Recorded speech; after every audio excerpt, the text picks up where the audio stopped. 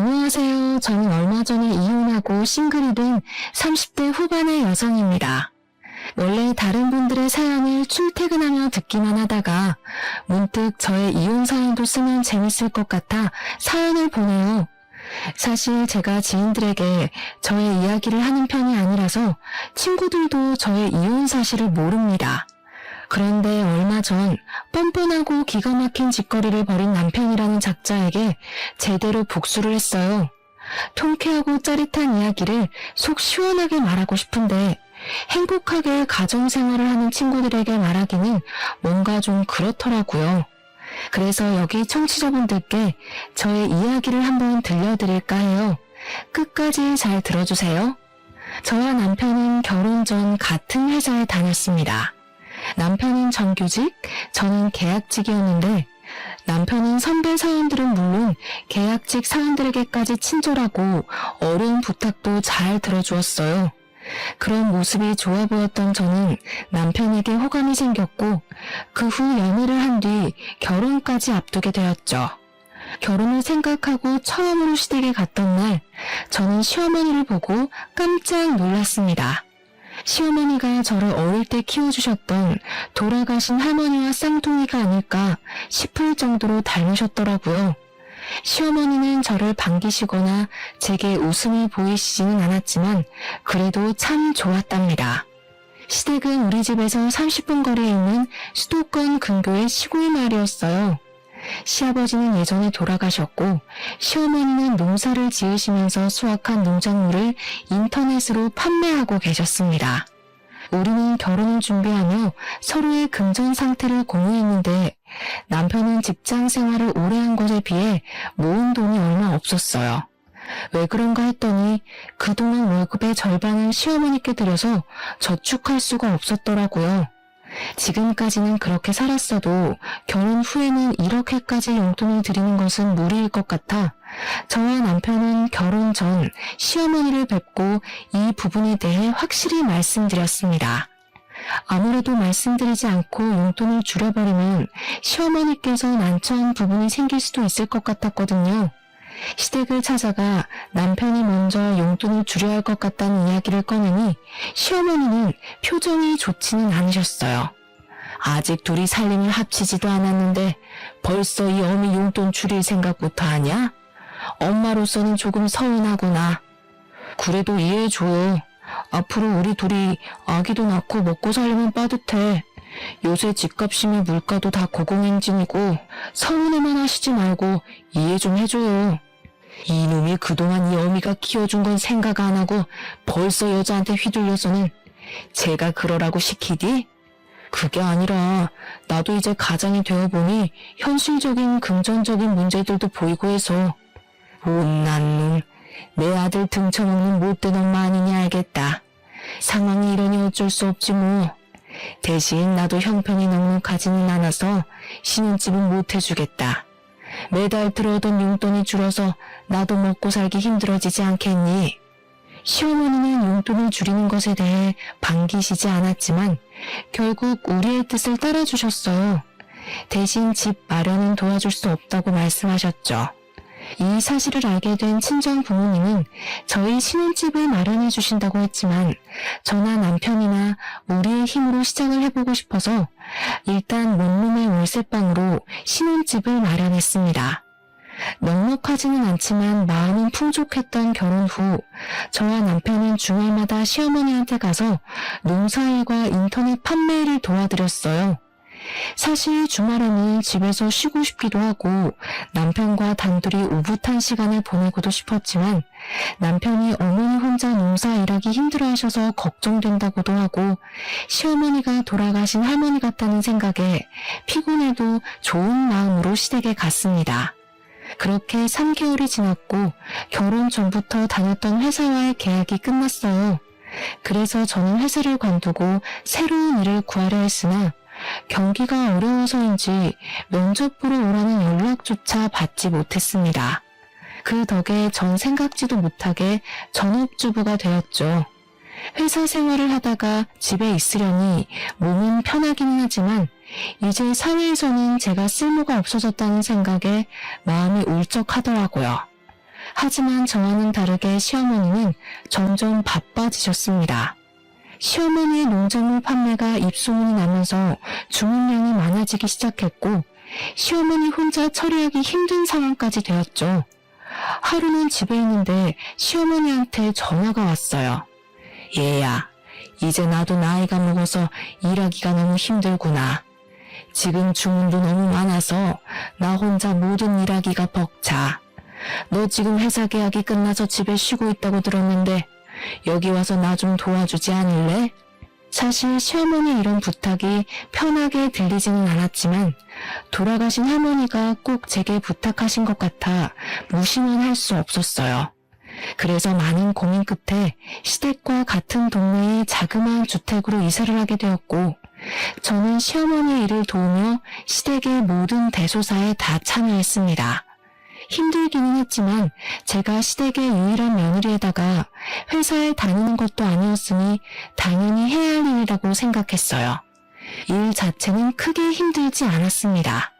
생각보다 저는 도시 생활보다 시골 생활이 더 재밌었고 음식 만드는 것은 결혼하기 전부터 좋아했던지라 문제가 없었어요.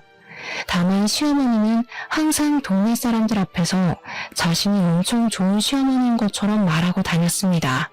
여기에 종종 올라오는 사연처럼 며느리를 괴롭히거나 막말을 하지는 않았지만 그래도 시어머니는 시어머니였어요. 항상 은근슬쩍 맛있는 음식들은 남편이 먼저였고 밥도 남편은 따뜻한 밥, 저에게는 매번 찬밥을 주셨죠. 결혼 후 처음으로 맞았던 제 생일날이었습니다. 시어머니는 평소 친하게 지냈던 동네 사람을 불러 모아서 며느리의 생일을 차려준답시고 제가 좋아하는 갈비찜에 미역국에 끓여주시고는 상을 한 상 차려주셨는데 생일을 맞은 저의 미역국에는 멀건 국만 있었고 남편과 손님들의 미역국에는 미역의 소고기까지 듬뿍 들어있었습니다. 그리고 갈비찜은 상 가운데가 아닌 남편 앞에 자리를 잡았는데 저는 남편과 대각선 반대 방향에 앉아 있어서 팔도 닿지 않았어요. 게다가 밥도 부족한 상황이 되자 시어머니는 남편과 손님들에게는 따뜻한 밥을 대접하시고 제게는 점심때 먹다 남은 찬밥을 주셨습니다. 어머니, 제 생일을 기억해 주시고 미역국을 끓여주신 건 감사한데 제 국에는 고기는커녕 미역도 없네요. 게다가 밥도 저는 찬밥이고요. 내가 음식을 부족하게 준비해서 미역국도 부족하고 밥도 부족하지 뭐니.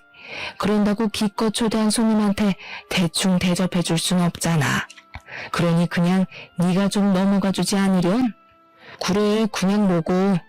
그래도 우리 엄마가 자기 위해서 내 생일에는 해주지도 않던 갈비찜까지 해주셨잖아. 세상에 이런 시어머니가 어딨어? 이럴 때는 그냥 감사합니다 하고 먹는 거야. 남편은 자기 앞에 있던 갈비찜을 우걱우걱 뜯어먹으며 저에게 이야기하는데 정말 꼴보기가 싫더라고요. 애초에 동네 분들을 초대한 시어머니가 국이며 밥을 넉넉히 준비하면 이런 난처한 상황은 없었을 거 아닌가요?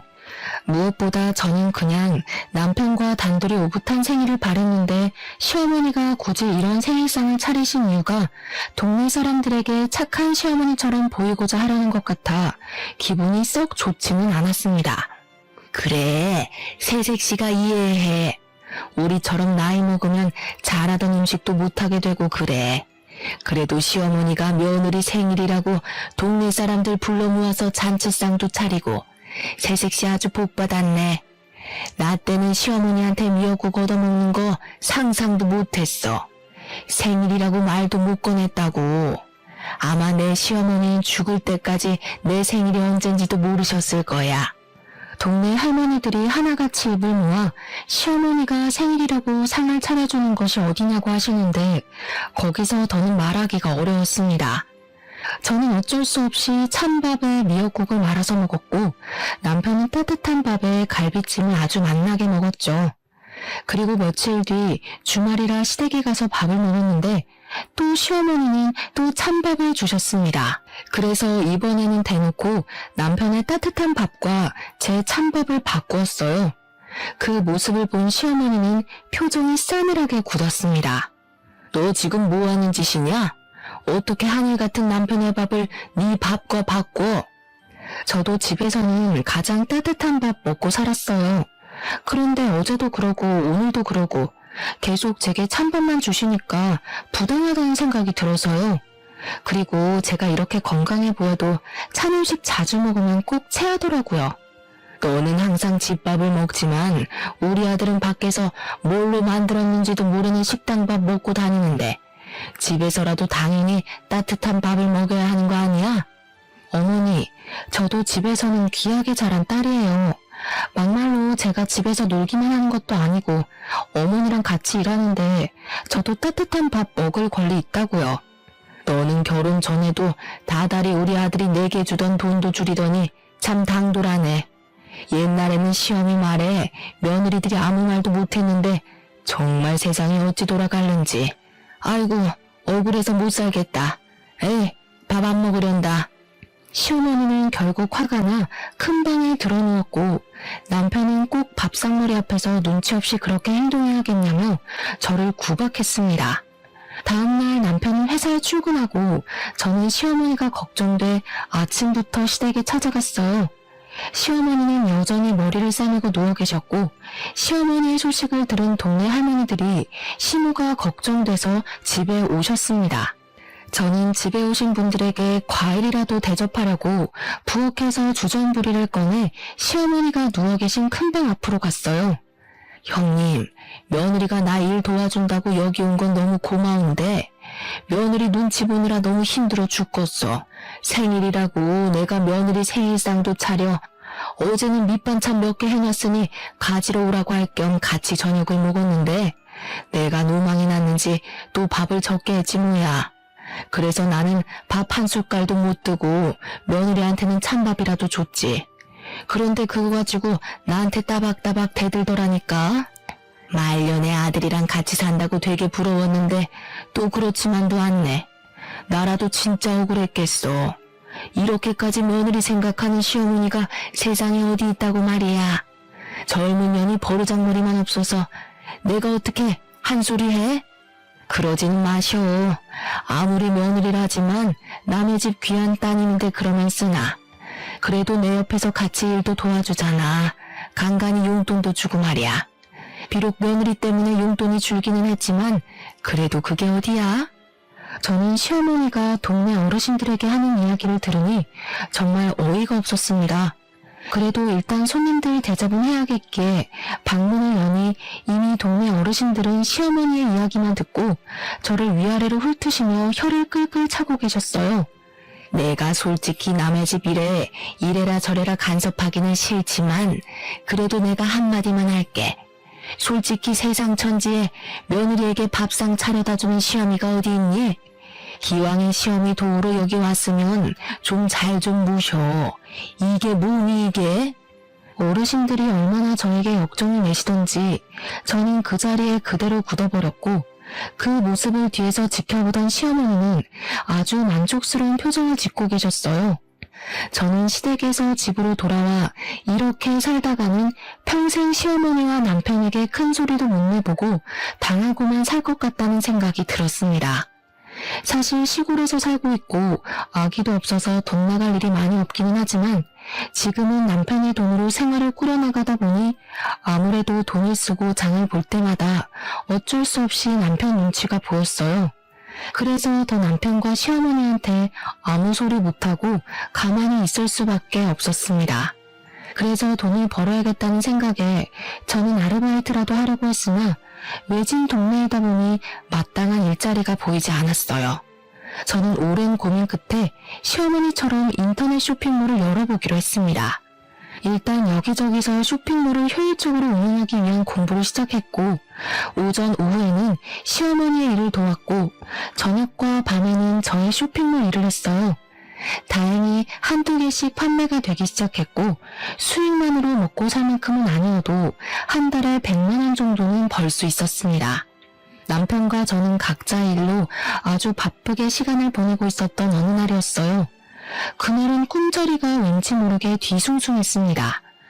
제가 원래는 머리만 대면 코를 골며 자고 꿈도 거의 꾸지 않는데 그날은 이상스러울 만큼 악몽을 꿨어요. 꿈자리가 뒤숭숭하고 괜히 엄마가 보고 싶어서 엄마에게 전화했는데 엄마가 전화를 받지 않았습니다. 그리고 잠시 후 아빠에게 전화가 왔어요. 엄마가 장보러 갔다가 교통사고를 당하셨고 사고가 너무 크게 나서 현장에서 사망하셨다고 합니다. 저는 그 소리를 듣고 바로 장례식으로 달려갔고 남편도 바로 장례식장으로 갔어요. 얼결에 시작한 엄마의 장례식은 정신없이 흘러갔습니다. 그리고 둘째 날 시어머니한테 부고 문자를 분명히 남겼는데 시어머니한테 아무 연락도 없고 오시지도 않았어요. 기다려도 오지 않자 저희 아빠가 먼저 남편에게 시어머니는 언제 오시느냐고 물었습니다. 저희 엄마 그러니까 허리를 삐끗하셔서 거동이 불편하다고 오시지 못한대요. 아까 저한테 연락이 왔어요. 못 와서 죄송하다고요. 아이고 그러셨어? 그럼 내일은 오시는 거지? 아마 봐야 할 것 같아요, 상황을. 남편은 분명히 어제까지만 해도 멀쩡하시던 시어머니가 갑자기 허리를 삐끗하셔서 못 오신다고 했습니다. 저는 허리를 얼마나 다치셨길래 차로 1시간도 걸리지 않는 장례식장에 못 오시나 싶어 걱정되었어요. 그래서 시어머니께 연락을 드려보았지만 전화를 받지 않으셨습니다. 그리고 다음날 발인하고 장례식이 다 마무리될 때까지 시어머니는 나타나지 않으셨어요. 아빠는 대놓고 말씀은 하지 않았지만 끝내 연락도 오지도 않은 시어머니에게 서운한 듯한 표정을 지으셨습니다. 그렇게 장례식을 마친 후 집에 오는 길에 남편에게 시어머니 많이 다치셨냐고 물었어요. 우리 엄마? 허리는 무슨, 그냥 수확할 것도 많고 피곤하다고 해서 못 오신 거야. 뭐? 그럼 어제 우리 아빠한테는 왜 허리를 다치셨다고 이야기한 거야? 아무리 그래도 장인어른한테 일이 너무 많아서 못 온다고 이야기하면 좀 그렇잖아. 그래서 적당히 둘러댄 거지. 어때? 나 좀 그래도 머리 잘 굴렸지. 장난하냐? 정말 너무하네. 사돈은 가족 아니냐? 다른 날도 아니고 엄마가 마지막으로 가시는 날인데 어떻게 일이 바쁘고 피곤하다는 이유로 장례식을 안 오셔? 당연히 만사를 다 제치고서라도 오셔야 하는 거 아니야? 뭐가 너무해? 그리고 가족으로 생각하니까 내가 3일 내내 같이 있었잖아. 그럼 된 거 아니야? 꼭 우리 엄마까지 거기에 가야 해? 그리고 우리 엄마는 원래 기가 약해서 장례식장 같은 곳 함부로 다니면 안 된다고. 그럼 시어머니는 시어머니 친정 부모님 장례식도 못 가셨겠다. 기가 약해서 어떻게 가? 야, 그건 다른 문제지. 그건 친정 부모님이니까 당연히 가셔야 하는 거고. 지금은 사돈이니까 굳이 꼭 갈 필요가 없는 거고. 일반적인 사람들은 친한 친구 부모님이 장례식에도 회사에 연차까지 써가며 가. 말을 말자. 정말 상식 이하인 너랑 대화하자니 내 입만 아프네. 남편은 제 말을 전혀 이해하지 못하겠다는 표정으로 더 대화를 이어가려고 했지만 저는 남편과 더는 대화를 하고 싶지 않았습니다. 사돈의 장례식이지만 피곤해서 못 온다는 시어머니, 그리고 그런 시어머니를 이해하고 두둔하는 남편의 모습이 기가 막혀 말이 다 나오지 않더군요. 게다가 시어머니가 기가 약해서 장례식장 함부로 다니면 안 된다며 도대체 우리 집을 얼마나 무시하면 친정엄마의 마지막 가는 길에 와보지도 않고 연락도 하지 않는 것일까요? 저는 남편에게 화가 잔뜩 났고 남편은 그런 저를 이해하지 못한 채 집에 도착했고 집에서도 우리는 얼음장보다도 차가운 냉전 상태로 밤을 보냈습니다. 그리고 다음날 저는 원래 남편이 출근 후 시댁에 갔지만 그날만큼은 시댁에 가지 않았어요. 시댁에서는 저희 집의 경조사에 참가할 생각이 하나도 없는데 제가 시댁을 위해서 일해야 할 필요성이 전혀 없다고 느껴졌거든요. 제가 가지 않으니 시어머니한테 전화가 왔습니다. 어제 장례식 마쳤다면서? 그럼 얼른 넘어와. 지금 네가 없는 동안 일이 잔뜩 밀렸어. 솔직히 전 시어머니한테 전화가 오길래 당연히 이래저래 해서 못 갔다. 미안하다. 엄마는 잘 보내드렸냐고 물어볼 줄 알았습니다. 사람이라면 그게 당연한 예의 아닌가요? 그런데 시어머니는 잘 다녀왔냐는 말은커녕 일이 밀렸으니 빨리 오라고만 하셨어요.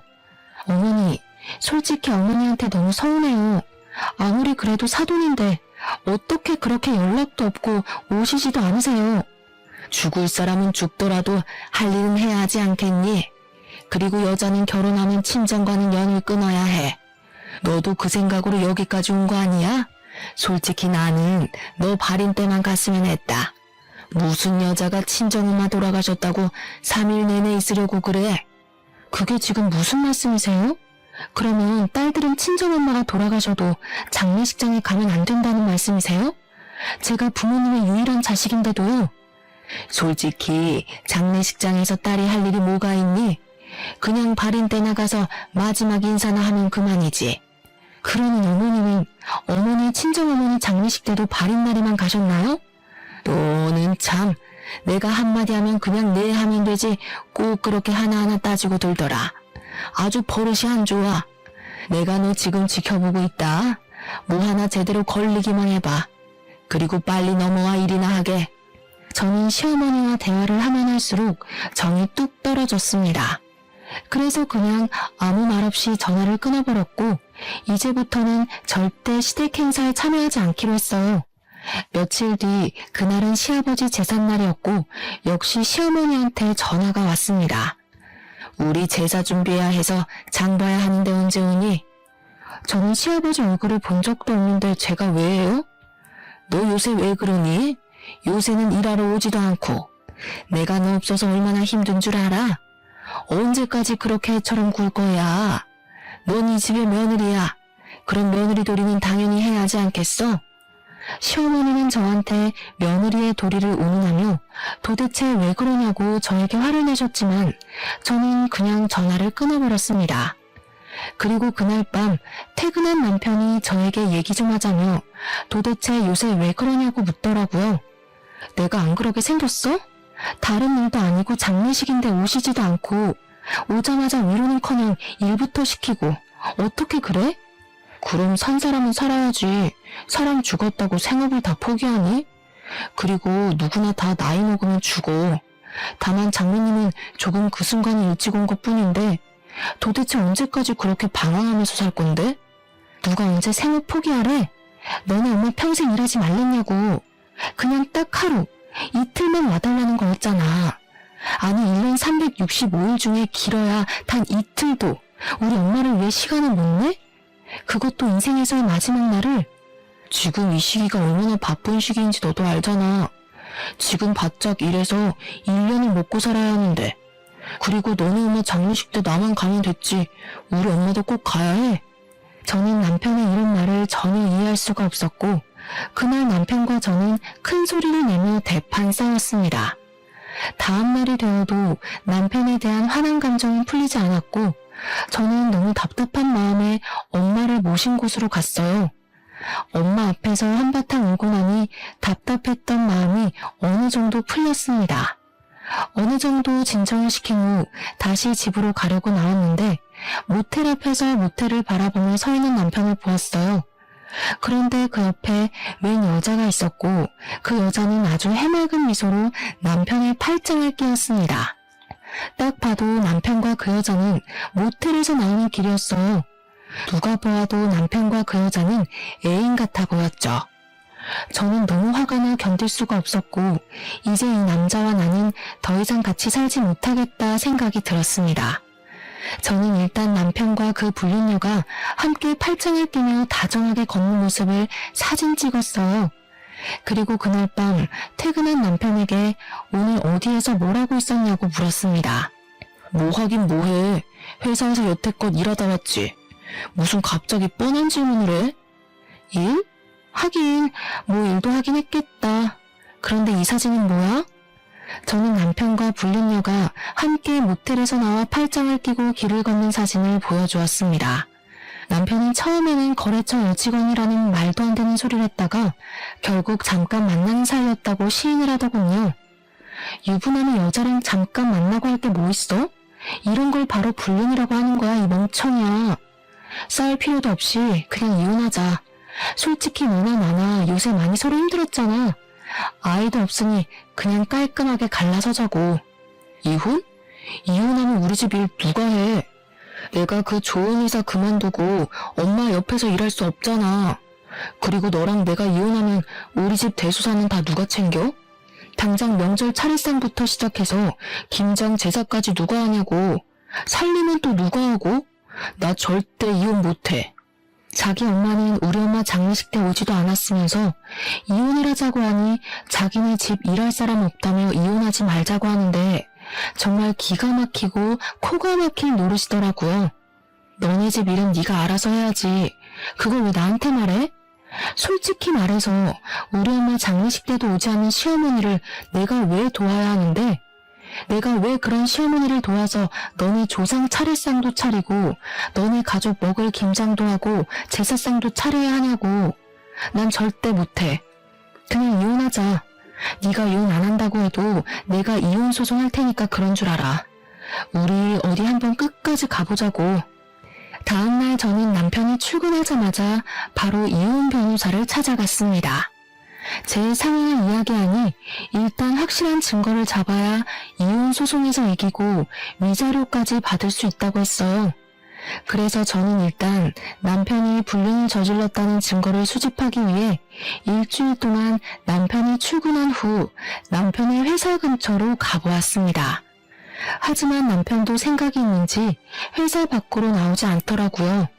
하긴 바보가 아닌 이상 이미 한 번 걸렸는데 또 여자를 밖에서 만나지는 않았겠죠. 그래서 결국 일주일 동안 아무 소득을 얻지 못하고 집에 터덜터덜 돌아왔습니다. 그런데 남편이 주로 사용하는 노트북이 켜져 있었고 메신저도 로그인이 되어 있더라고요.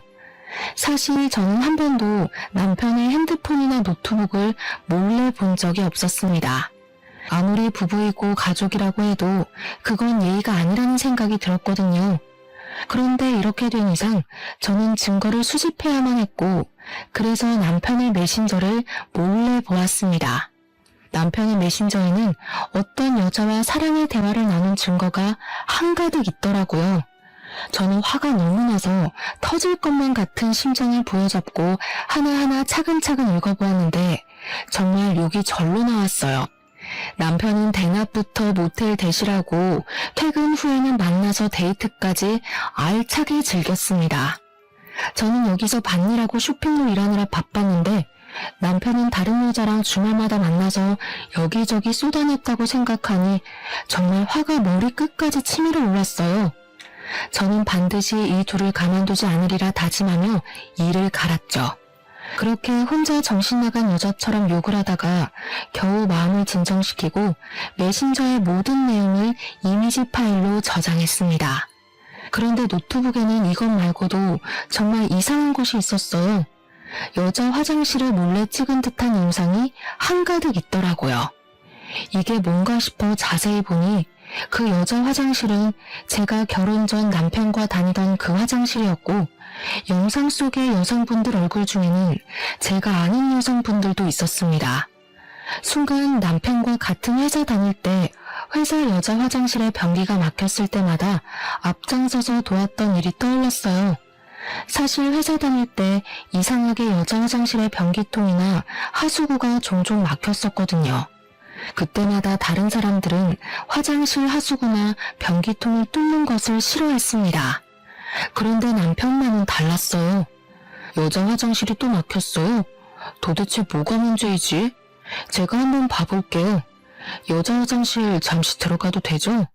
그럼요. 솔직히 일도 많으시고 바쁘신데도 이렇게 항상 앞장서서 도와주셔서 감사해요. 그 뒤로도 변기나 하수구가 막힐 때마다 여직원들은 남편을 찾았고 남편은 인상 한번 찌푸리지 않고 바로 뚫어주어서 다들 너무 고마워했었거든요. 저는 설마 하는 마음에 일단 회사 다닐 때 친하게 지냈던 사장님의 막내딸에게 전화해서 부끄럽지만 남편이 몰래카메라 촬영을 하는 것 같으니 확인해달라고 했습니다. 사장님의 막내딸은 아직 회사에 다니고 있었고 다른 사람들보다 쉽게 사내 CCTV도 확인할 수 있었어요. 다음날 사장님 막내딸에게 CCTV를 확인했다며 전화가 왔습니다. 언니, CCTV 확인해 봤는데 충격적이에요. 왜 그런 남자랑 결혼했어요? 과장님 완전 사이코더라고요. 왜요? CCTV에서 뭐가 나왔는데요? 과장님이 그동안 여자 화장실에 들락날락하며 몰래카메라를 설치한 게 맞아요. 지금 회사 뒤집히고 난리 났어. 사장님 막내딸 말로는 남편은 펜이나 서류 뭉친 손수건 같은 것을 들고 실수인 척하며 여자 화장실에 들어갔어요. 남편이 나올 때는 들고 갔던 물건들이 사라졌었고, 그렇게 남편이 들어갔다 나오면 어김없이 여자 화장실 변기통이나 하수구가 막혔습니다. 그럼 남편은 이를 수리해준다는 핑계로 혼자 여자 화장실에 오래 있으면서 몰래카메라를 설치하고 배터리 교체 등을 마음 놓고 할 수 있었던 것이에요. 이 모든 사실을 한 저는 남편을 가만둘 수 없었습니다. 저는 사장님 막내딸에게 CCTV 영상을 보내달라고 했고 노트북 속의 영상들을 USB로 옮겨 담았어요. 저는 이 USB를 들고 경찰서에 가서 남편이 몰래카메라를 설치했다고 고소를 했고, 이어서 변호사 사무실에 찾아가 메신저의 대화 내용을 증거로 불륜으로 인한 이혼 소송까지 진행했습니다. 사장님 막내딸은 회사에 이런 사람이 있었다는 것에 크게 격분하며 바로 사장님께 보고했어요. 남편은 당연히 바로 회사에서 잘렸고, 그렇게 잘리고 나오는 길에 경찰들에게 구속되었습니다. 저는 바로 구속이라는 소리를 듣고 그 모습을 보기 위해 회사 옆으로 갔어요. 남편은 저를 보고는 잠깐만 할 말이 있다며 저를 애타게 불렀습니다. 제발 우리 엄마만 모르게 해줘. 부탁할게. 우리 엄마 내가 이런 짓 했다는 거 알면 충격받으셔서 쓰러지실 거야. 대단한 효자 납시였네. 네가 한 짓거리가 잘못됐다는 건 아나 봐? 그걸 아는 새끼가 이딴 짓을 해? 지금 많이 반성하고 있어. 나도 내가 왜 그랬는지 모르겠다니까. 제발 우리 엄마한테는 아무 말 하지 말아줘. 그리고 너 아직 회사 여직원들이랑 가끔 연락하지? 그 여직원들이랑 친하게 지냈잖아. 여직원들에게 선처를 바라는 탄원서 좀 부탁할게. 우리 그래도 결혼까지 한 사이잖아. 안 그래? 그렇지. 결혼까지 한 사이이긴 하지. 그런데 말이야, 나 지금 변호사 사무실에 이혼한다고 너한테 소송 걸었어. 우리 이제부터 남남하자. 뭐? 소송? 네가 무슨 수로? 내가 이혼 합의 안 해주면 우리는 이혼 못해. 알지? 그야 네가 아무 잘못이 없을 때고. 근데 너는 조강지쳐 내버려두고 다른 년과 불륜을 저지른 유책 배우자라서 너의 합의 따위는 필요 없더라고. 그리고 그 년이랑 아주 사랑의 대화를 진하게 나눴더라. 네가 그걸 어떻게 알아? 네가 어젯밤에 노트북을 안 꺼냈더라. 메신저도 그대로 로그인되어 있고. 잘했어. 그 덕에 네가 잘못한 것 만천하에 다 알리고 나도 이혼할 수 있게 됐네. 평소에는 도움이 안 되더니 막판에 아주 큰 도움 줘서 고마워. 남편은 제 말에 분노를 이기지 못해 난리를 쳤습니다. 그리고 저는 집에 가려는데 시어머니한테 지금 당장 마을 회관으로 오라고 전화가 왔어요. 사실 굳이 만나고 싶지도 않았지만 자기 아들이 몰래카메라를 찍고 경찰서에 잡혀갔다는 소식을 들으면 어떤 표정을 지을까 궁금해서 마을 회관으로 달려갔습니다. 얘야, 나는 네가 그동안 며느리 노릇을 하나도 하지 않았지만 그래도 싫은 소리 한 번 안 하고 꾹 참았다. 그런데 갑자기 우리 아들한테 이혼 소송이라니 그게 말이 된다고 생각하니? 맞아. 너 저번에 너네 시아버지 제사 때도 오지 않았다면서? 그리고 요새 너네 시어머니 얼마나 일이 많은데 어떻게 일을 하나도 안 도와줄 수가 있어? 이번에 혼자 반일하다가 너네 시어머니 허리를 삐끗했어. 기왕 여기까지 온 거 너네 시어머니 좀 잘 모셔라. 너네 시어머니 같은 사람이 세상에 어디 있니? 사실 그동안은 시어머니가 동네 사람들 앞에서 온갖 착한 척해도 그냥 가만히 있었습니다. 그런데 이제는 예전의 제가 아니었어요. 이미 끝내기로 마음먹은 마당에 더는 말을 못할 게 없었습니다. 제가 예전엔 안 그랬는데 왜 이렇게 변했을까요? 한번 생각이나 해보셨어요? 지금 그게 무슨 말이냐? 우리 엄마 돌아가실 때 어머니 오셨어요? 네, 정말 바쁘면 못 올 수도 있죠. 그럼 최소한 전화라도 하셨어야죠. 세상에 사돈이 돌아가셨다는데 아무 말 안 하는 그런 사람이 어딨어요? 사실 그동안 저 시어머니가 거의 돌아가신 할머니 같아서 애틋한 마음에 저 혼자 시댁일 다 발벗고 나서서 했어요. 할머니 생각에 일부러 여기까지 이사도 왔고요. 그런데 그 결과 저만 호구가 되었네요. 지금 너네 엄마 장례식 안 갔다고 여태 삐져서 시위하려는 게냐? 그래서 이혼까지 해? 아니요. 어디 그뿐일까요? 지금 어머니의 그 자랑스러운 아드님이요. 바람을 피우고 있어요. 뭐? 남자가 일하다 보면 바람 좀 피울 수 있지. 그거 가지고 뭘 그리 난리니? 겨우 그것 때문에 이혼이야? 막말로 우리 아들이 애를 낳은 것도 아니고 잠깐 그냥 방황한 건데. 참 너도 속이 아주 밴댕이 소갈딱지야. 그뿐인 줄 아세요? 당신 아들 지금 경찰서에 있어요. 경찰서? 그게 무슨 소리냐? 우리 아들이 왜? 회사 여자 화장실에다가 몰래카메라를 설치했다지 뭐예요. 노트북에 여자 화장실 몰래카메라 사진이 쫙 깔려있더라고요. 그래서 제가 경찰서에 그대로 넘겼더니 아줌마 아들이 구속돼 버렸어요. 뭐? 그걸 네가 고소했다고? 너랑 우리 아들은 부부의 연을 맺었어. 부부는 힘들 때 같이 하는 게 부부 아니니? 어떻게 너는 네 남편을 그렇게 경찰서에 홀라당 넘길 생각을 해? 네가 어떻게 우리 집에 이렇게 뒤통수를 때려? 어떻게? 이 못돼 먹은 년. 시어머니는 제게 못된 년이라고 하면 난리였지만 아까와는 다르게 다른 할머니들이 아무도 시어머니의 말에 동의하지 않았습니다. 오히려 시어머니를 곱지 않은 시선으로 바라보았죠. 형님들, 저것이 내 아들을 경찰서로 잡아넘겼대요. 이게 말이나 됩니까? 아이고, 집에 여자 잘못 들여서 이게 지금 뭔 난리야. 아이고, 나 죽네. 이봐, 여자 화장실에 몰래카메라를 설치했다는데 그건 아들이 잘못한 것 아닌가? 아들이 잘못했으면 당연히 벌을 받아야지. 그렇게 잘난 아들 뒀다고 자랑하더니 이거 뭔. 아무튼 이제 더 들을 이야기도 할 이야기도 없으니 우린 가네.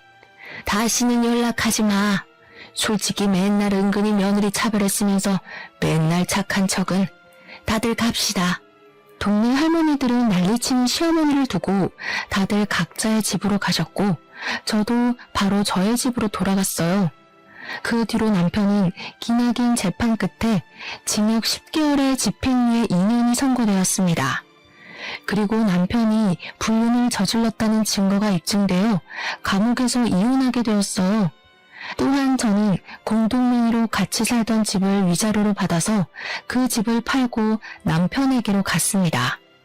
아빠는 이혼하고 온 딸에게 그동안 고생했다고 하며 아빠가 일하시는 회사에 빈자리가 하나 있으니 거기서 다시 시작해보라고 권하셨어요. 사실 아빠는 20대 때부터 지금까지 한 회사에서 계속 근무하셨고 지금은 이사님이십니다. 회사가 크지는 않지만 그래도 월급 한 번 밀리지 않았고 꾸준히 월급도 오르고 있어요. 그렇게 저는 아빠 회사에서 사무직 직원으로 일하고 있습니다. 물론 제 쇼핑몰도 잘 되고 있기는 하지만 아직은 전업으로 하기에는 어려움이 있어서 앞으로 더 열심히 공부해 키울 생각이에요. 이렇게 새롭게 시작한 지 한 달 뒤 그다지 반갑지 않은 소식이 들려왔습니다.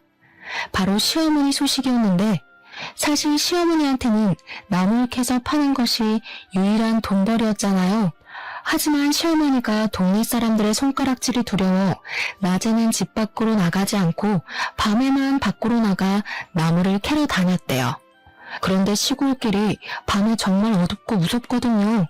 그 어두운 길을 혼자 밤에 다니다가 산에서 넘어져 실족사했다는 것입니다. 전 남편은 바로 감옥에서 나와 장례식을 치러야 했어요. 어떤 사람들은 이런 상황에서 안쓰러운 마음이 들기도 하겠지만 사실 저는 너무 통쾌하게 느껴졌습니다. 자업자득이라는 생각이 들었어요. 그래서 가서 마지막 가는 길을 한번 보기로 했죠. 부조금을 얼마나 할까 하다가 생각해보니 남편과 시어머니 둘 다 우리 엄마 돌아가셨을 때 부조금을 아예 안 냈더라고요. 그래서 그냥 빈손으로 가려다가 그것은 예의가 아닌 것 같아 부조금을 아주 약간 준비했습니다. 단돈 1,000원이요. 저는 장례식장에서 부조금 봉투에 당당히 제가 준비한 1,000원을 넣었어요. 그 모습을 본 남편이 화가 난 표정으로 제 손목을 딱 잡더라고요. 야, 너는 생각이 있는 거냐 없는 거냐? 여기에 네가 왜 와? 그리고 부조금 꼴랑 1,000원? 지금 장난하냐? 1,000원은 뭐 돈 아니니? 그리고 너랑 너네 엄마는 우리 엄마 돌아가실 때 부조금 냈어? 생각해보니까 너네 가족 우리 엄마 돌아가실 때 부조금 한 푼도 안 냈더라? 그보다는 1,000원이 더 낫지 않아? 그래도 1,000원이면 껌 하나만 씹으며 저승길 가실 수 있겠네. 지금 사람 놀리냐? 야, 솔직히 말해서 네가 그 파일들 경찰서에 넘기지만 않았어도 일이 이렇게 안 됐어. 그래도 잘 나가던 내 인생 이렇게 나락으로 보냈으니 네가 날 책임져야 하는 거 아니야? 그러게 평소에 네가 해실 똑바로 했었어야지. 아, 이미 다 끝난 마당에 너랑 말싸움해서 뭐하니? 그래도 너네 엄마 일은 좀 안 됐긴 하네. 이게 바로 자업자득, 인과응보라고 하는 건가? 말 가려서 해라. 내가 진짜 너 만나서 되는 일이 없어. 너 때문에 감옥도 가고 엄마도 돌아가시고. 전 남편은 자기가 그동안 잘못한 것은 생각도 하지 않은 채 모든 것을 다 제 탓으로 돌렸습니다. 감옥에 가서도 여전히 반성은 전혀 하지 않은 듯 했어요. 저는 전 남편의 이야기를 들으니 어렵게 잡고 있던 이성의 끈을 놓아버렸습니다. 그래서 장례식장 앞에 있는 여자 화장실로 들어가 대걸레를 들어왔어요. 대걸레는 뭐냐? 우리 엄마 마지막 가는 길 깨끗하게 가시라고 청소라도 해주려고? 아니, 아무리 봐도 네 머리에는 똥만 가득 찬 것 같아서 너 좀 청소 좀 해주려고. 저는 이 말과 동시에 대걸레를 전 남편의 얼굴에 비볐습니다. 야, 이 똥만 가득 든 놈아. 네가 걸레 같은 짓을 하고 다녀서 이렇게 된 건데 그걸 왜 내 탓을 해? 내가 생각할수록 어이없어서. 그래도 여기서 싸우지는 않으려고 했는데 내가 괜히 왔다 싶다. 감옥 갔다가 나오면 걸레 같은 짓 그만하고 좀 똑바로 정신 좀 차리고 살아. 내가 이 대걸레로 네 얼굴 닦아줄 테니까 제발 이제 사람 좀 되라. 대걸레로 세수한 남편은 나에게 세상의 모든 욕을 다하며 난리를 쳤고 저는 그런 남편에게 대걸레 던져주고 나왔습니다. 남편이 정신 나간 놈처럼 소리 지르니 옆방 다른 유족들과 장례식장 관계자들이 다 나와 남편을 구경하더라고요. 저는 그분들에게 큰 소리로 이렇게 사과의 말씀을 전했습니다. 소란을 피워 죄송합니다. 그런데 저놈이 여자 화장실에 몰래카메라를 설치해서 감옥에 갔거든요. 제가 사람 좀 되라고 대걸레로 얼굴 한번 문질러줬습니다. 죄송합니다. 이 말을 하고 저는 장례식장을 빠져나왔고 그 뒤로는 전 남편 놈이 어떻게 되었는지는 잘 모르겠습니다. 이날 장례식장에서 나오면서 얼마나 기분이 통쾌하고 짜릿하던지요. 10년 묵은 채증이 확 내려가 하늘을 날아갈 것만 같은 기분이었답니다. 이 글을 쓰는 지금도 전 남편 놈이 대걸레로 얼굴을 문대고 화를 내는 장면이 떠올라 미소가 절로 지어지네요. 저는 이렇게 저의 친정을 무시했던 시댁에 이렇게 짜릿한 복수를 했습니다. 지금은 열심히 제 일도 하며 그 어느 때보다 바르고 보람찬 하루하루를 보내고 있어요. 저의 살아온 이야기 어떠신가요? 부디 저의 이야기를 듣는 여러분이 재밌으셨기를 바라며 이제 마무리를 지어볼까 합니다. 오늘 남은 하루 행복하게 보내세요. 감사합니다.